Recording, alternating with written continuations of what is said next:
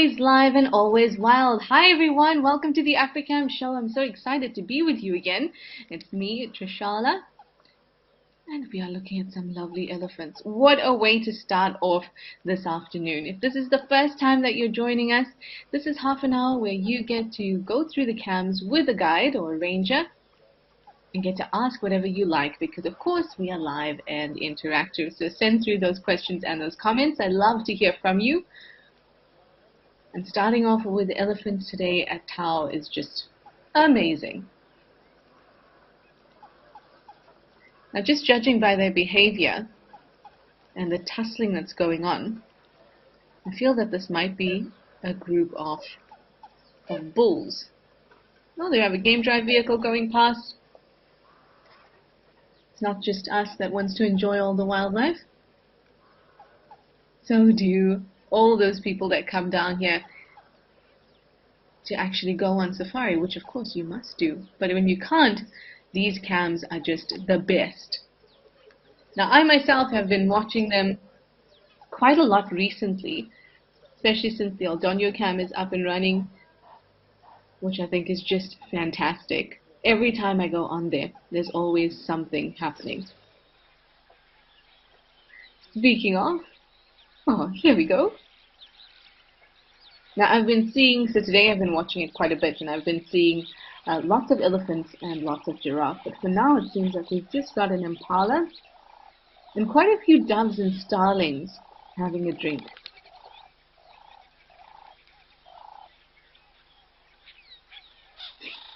I love watching animals, different species, interact, because I like to figure out, like, do they care about each other's presence? Obviously, just the mere fact that they're there must affect the way that they behave, and sometimes it can be quite funny. There's this lovely view. That's what we call a female impala. Oh.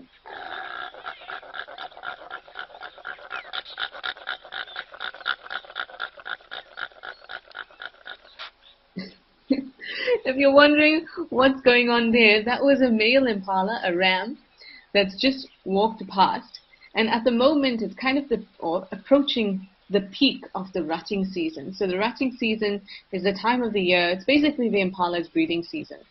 And that's when we hear that sound. Any other time out in the bush, the rest of the year, we don't get to hear that gurgling kind of, it almost sounds like, they've got indigestion or something. Lots of burping and gurgling, that kind of sound, we don't hear it at other times in the year. So that's what makes the rut such a cool thing to witness out in the bush. Because every other time, impalas are really common. We see them all over the place, one of the most numerous antelope in southern Africa. And, I mean, once you see one impala, you don't end up really stopping for any of the others. And during the rut, they have a lot more character, so much more going on. Anyway, we are back at Tau now. Got some, yellow bull storks. It escaped my my mouth for a second. But we've got some hellos coming through too. Alison, you say hello from Alison in Liverpool, the UK. Sending us some kisses as well. Dear NC, hi dear NC, you say hello from an overcast but warm Seattle. That's nice to know. You've got your coffee in hand and you're ready for the show. I must say, I'm feeling pretty relaxed today. I'm feeling very, very chilled. Maybe it's the effect of watching the cams though, pretty much the whole day. Looks like we have a spur-winged goose there as well. Oh, this is lovely. I love getting a close look at the bird life around these dams and pans, various water holes. I think I even see an African spoonbill. It's to the right, it's got its head down, it's kind of just probing the ground there. Whoa, so many hellos. Durell, you say you've got a cup of Java in hand and you're sending your smiles to me and whoever's moderating today. We've got Max and Kirsten. I'm sending them your smiles as well. You want to know if it's croc mating season. You saw some behavior yesterday that makes you think that it might be, and a hello from Toronto, Canada. It is a little bit early. So we usually think of croc mating season kind of dry season towards August. So it's a little bit early for them to be mating at the moment. I'm not sure if there's a croc here at Tau that we can see. But I did see one earlier on one of the cams. But it is a little bit early, and we've been seeing this kind of mating behavior from quite a lot of the crocodiles. I've seen at least one other clip, two other clips actually, of them mating or engaging in mating-like behavior at this time. So what crocodiles like to do, or rather what their reproductive strategy is to mate during the dry season, lay their eggs, or just before the dry season, lay their eggs, and then the eggs usually are laid kind of that August, September time. So that by the time they hatch, because remember they lay their eggs in the ground, in little holes and things like that. So by the time the little crocodiles hatch, it's the wet season. And so it makes it easier for them to kind of climb out of their what would have initially been very hard soil chambers. But then the wet season comes along and then everything's nice and wet so they can climb out easily. Are we looking for the croc? There we go. So well camouflaged. Right in the middle of the shore.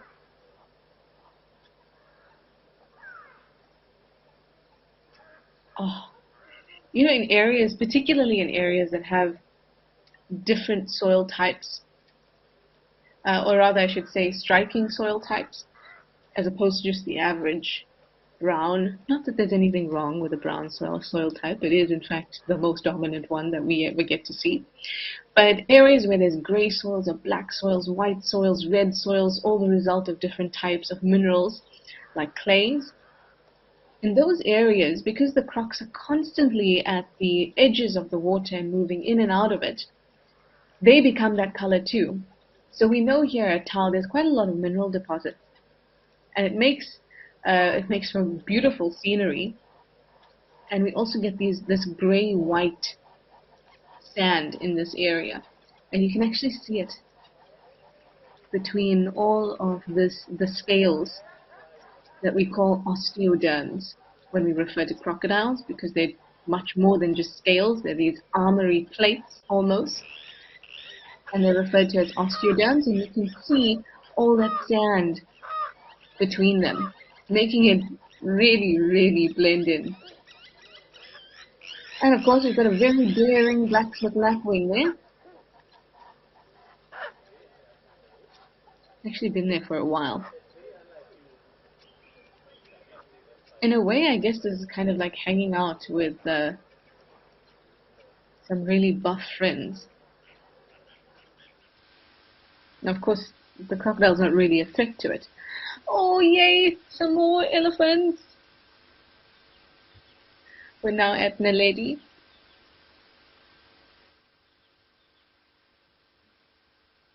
Oh, this well is such a hub. Animals are constantly coming to it. I mean, the amount of animals we've seen at this point, leopards coming through there, civet going on patrol, plenty of birds as well, ground hornbills, elephants, they all really enjoy this area around the well. It might have nothing to do with the well. For the elephants it definitely does, because it means slightly better water than the pan. Oh, he's such a beautiful bull. Rolling Trouble, you say hello from Washington. You've got your coffee and water in hand. Lovely. I do the same, actually.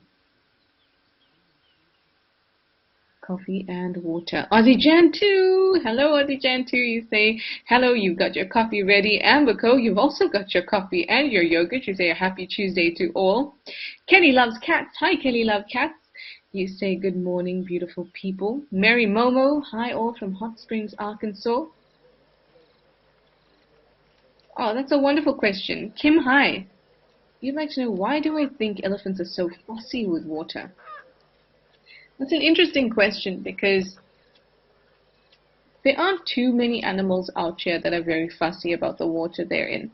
If we look at this crocodile or any other animal that is semi-aquatic, like hippos, terrapins, they don't really worry too much about water, and you'd think that they would, considering that they don't just drink it, they live in water, at least for a portion of their day. But as long as it doesn't reach this, or the water quality doesn't reach this critical value where it becomes inhospitable, everyone seems pretty fine. And considering the other animals as well, whose most or sole purpose in terms of water is just to drink it, um, nobody is really as fussy as an elephant is. And what you're asking is interesting because it's basically unanswerable. Because I don't know what an elephant is feeling, what its reasons would be. If everyone else can happily drink the water, then why can't the elephants? We've got some springbok coming down there. Oh, and we've got some wildebeest taking it easy at the top there as well. So Kim, hi. I think that, for one, elephants have a very well-developed sense of smell and taste. And that's usually because they want to eat a certain quality of vegetation. So it could be that their preference for really clean and pure water actually has nothing to do with something biological, but rather is a result of them being able to pick up more scents than the other mammals are able to, or rather it's a bit more acute, because elephants can actually pick up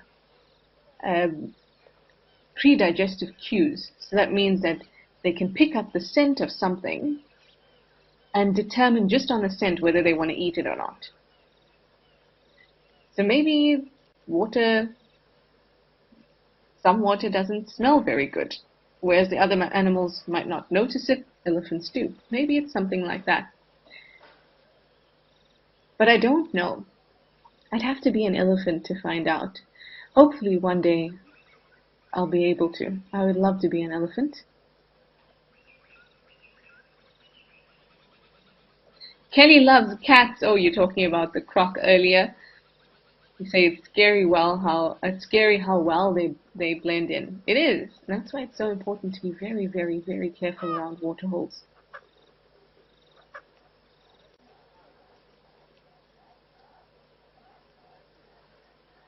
These wildebeest look very relaxed.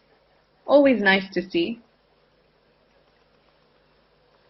All of them just kind of lying down. I always love to see prey species looking relaxed. I also don't. I mean, when I use the term prey species, I feel like putting them in a box. But they are the type of species that are usually taken as prey.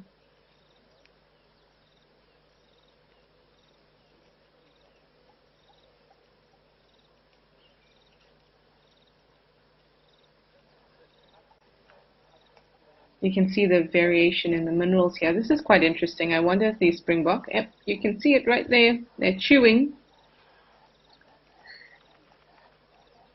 The consumption of soil, sand, is called geophagia, or geophagy. Just means to eat sand. And the reason that they're doing it is because they want to supplement their diet. So there's a couple things that animals can become deficient in quite quickly. Things like phosphorus, nitrogen for trees especially, and phosphorus for trees. But phosphorus and calcium are a big one for mammals. Oh, look at this. That springbok is actually loosening the soil there to chew it. I know it seems obvious. Of course, they're going to loosen the soil if they want to chew it. But the thing is, for me, it shows such intent, almost an understanding.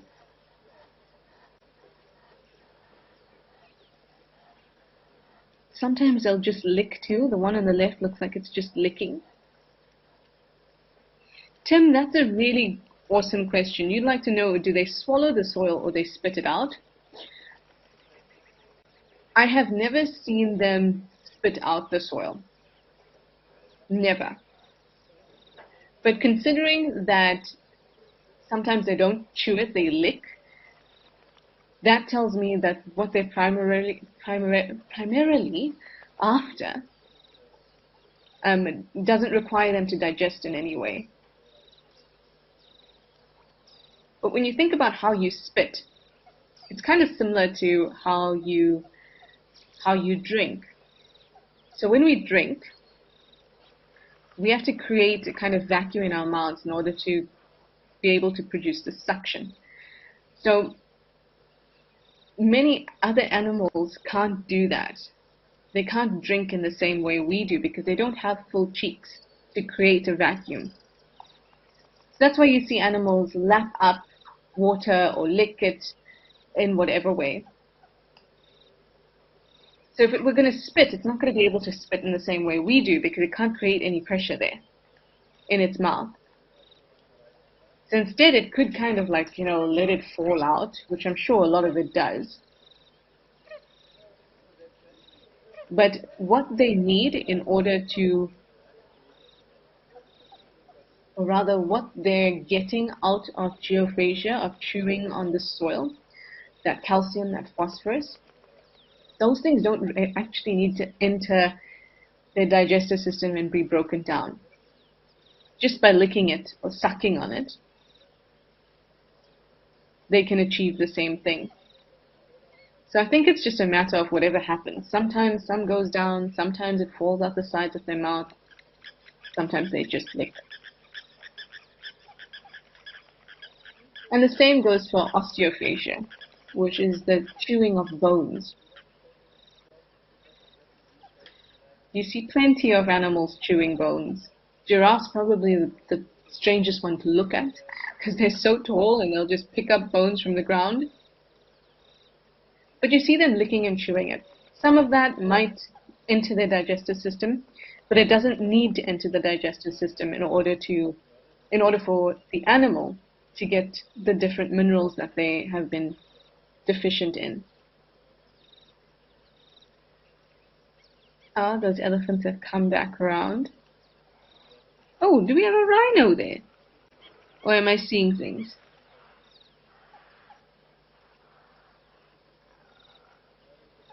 Oh, there's our two Ellies. I wonder if it was off to the right a little bit. These definitely look like two young males.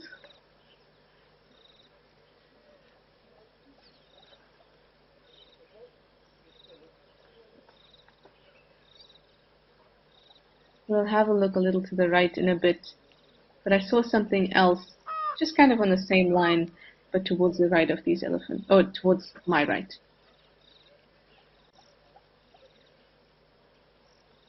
Now, if you're wondering how I can tell that this is, or these are two males, it's quite simple. I'm looking behind their back legs. The one in front with the longer tusks, that one is very obviously showing us that it is a male. The one at the back is not showing it all off, but I can still see its penis sheath. Just a little bump on the other side there.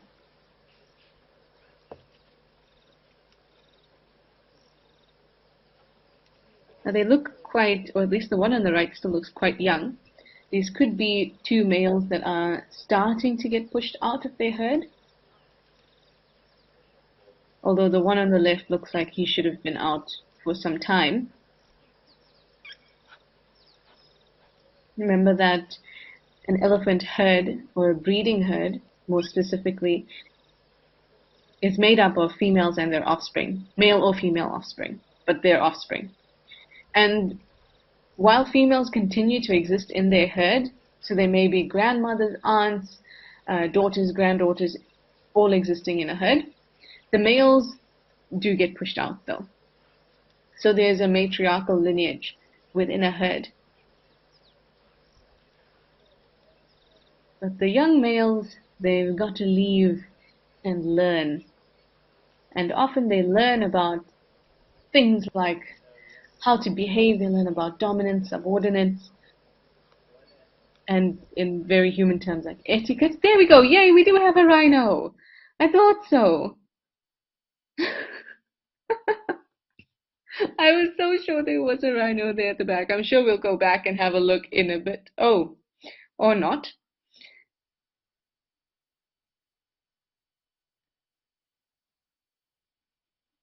My goodness, for a moment I thought we were at the Black Eagle cam, but we're not. Can you see the kelp at the back there? So this tells me that we are, yes, Betty's Bay, Stony Point penguins. But this is not a penguin that we're looking at, it is a dassie.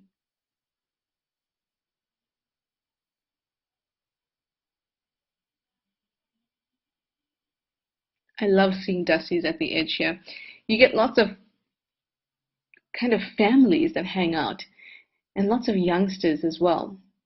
I once saw a very young dassie go down to the beach here at Stony Point and try to interact with the penguins. They didn't like it very much. But young animals are so curious in that way, young mammals specifically.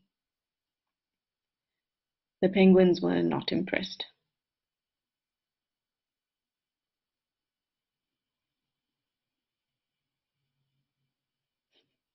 This dassie must be freezing.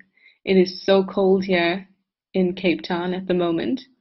Now, Stony Point is about 90 kilometers from here, from where I'm sitting at the moment. And where I am, it is cold. Or where Stony Point is, it is even colder and windy.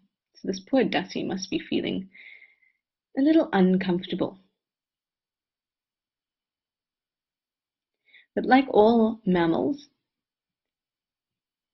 or at least like most mammals, I should say, they have a fair amount of insulation in the form of fur. And fur is not just one type of hair that's around the entire body, but 3 different types. Now, not all mammals have all 3 types of hair, but a lot of them do. There's the hair that holds pigment. For this dassie, it's the hair that is giving us or showing us the browny gray color. Then there's also hairs that are, and those hairs that are showing this color, the ones that we get to see right on the outside, those ones are also waterproof. And then the 2 other layers, one is of course a really nice soft downy fur that keeps an animal nice and warm. And then the other one is kind of an intermediate. So that's going to help the dassie stay warm, and of course protecting itself from the wind with that shelter by the rock is going to help too. But these penguins, I guess by the same principle, having different layers, they're able to keep warm too.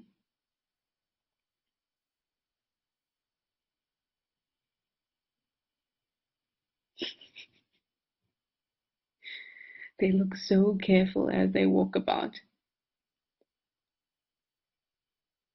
Now for penguins, they of course have the outer layer of feathers that are waterproof, constantly cleaned. Oh, thank you, Mr. Penguin. Nice little poop for us, showing off all its best talents. How to walk on land if you're a penguin, how to poop on land. Thank you, Mr. Penguin. So they've got these waterproof feathers that are on the outside and have downy feathers that are much closer to their body. They also have, they have quite a complex amount of feathers, or layering of feathers. And the one that's very close to their body, those are called phyloplumes. And they're they almost create like a dust. So imagine, you know how a downy feather looks. Down is super soft and it's got lots of barbs and can really be an excellent insulator. Now, if you imagine powdery versions of that, powder down, it's even more insulating, even softer. It adds an extra layer to the penguin to help it stay very warm. Because remember, Cape waters are not warm. They're chilly.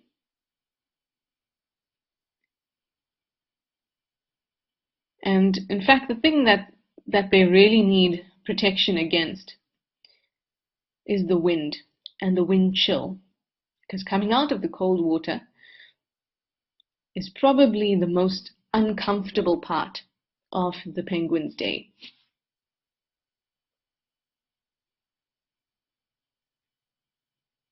And they spend a lot of time on the beach. So the primary way that they hunt is with eyesight, or by using their eyesight. And so they're not doing that at night, because there's no light. So during the day, they can go out and they're foraging for all their favorites: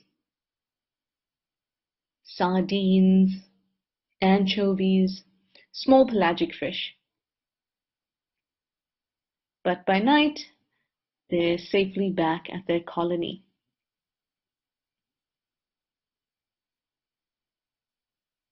And in the morning, they spend a lot of time on the beach. When they come back from hunting, they spend a lot of time on the beach. So it's important for them to be protected by the wind, and those different layers of feathers definitely help. Oh, lovely. Some more elephants.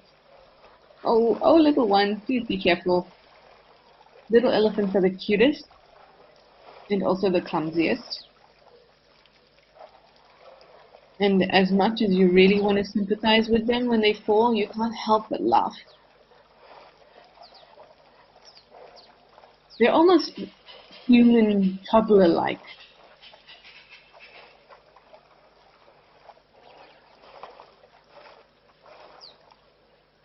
I think this has to be one of my favorite sounds in the bush.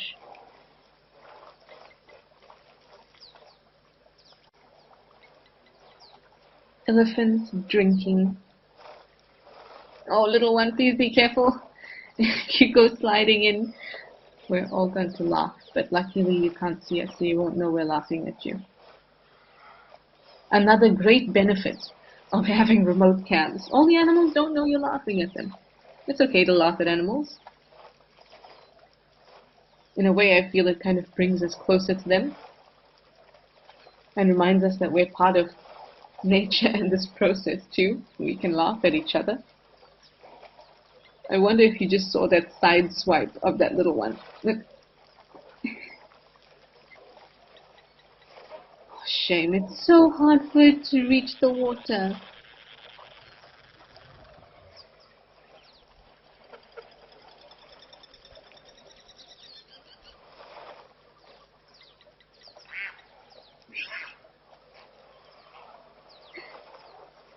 Now, luckily, these areas have been drying up quite a bit.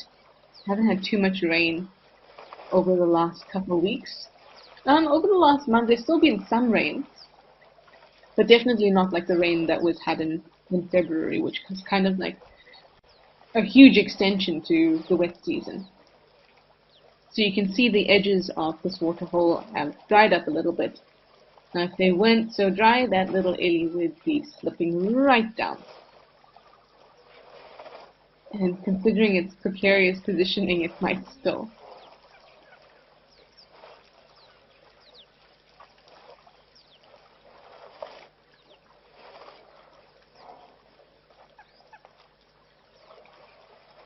Oh.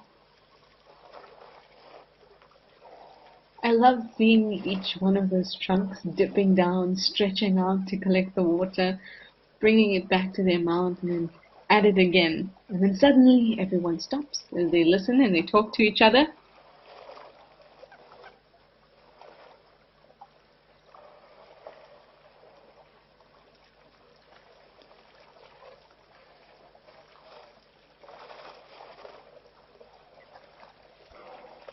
And then off they go.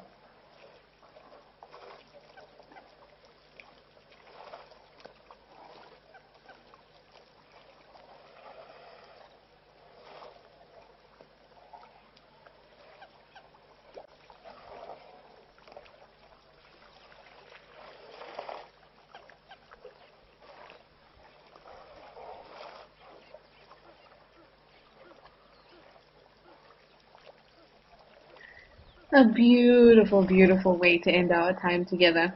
It was really relaxing today, I must say. This little one was probably the cutest, cutest thing. Well, thank you everybody for all your questions and your comments. I'm sorry if I missed some of them, but don't worry, I'll be here again and you can always send them through to me.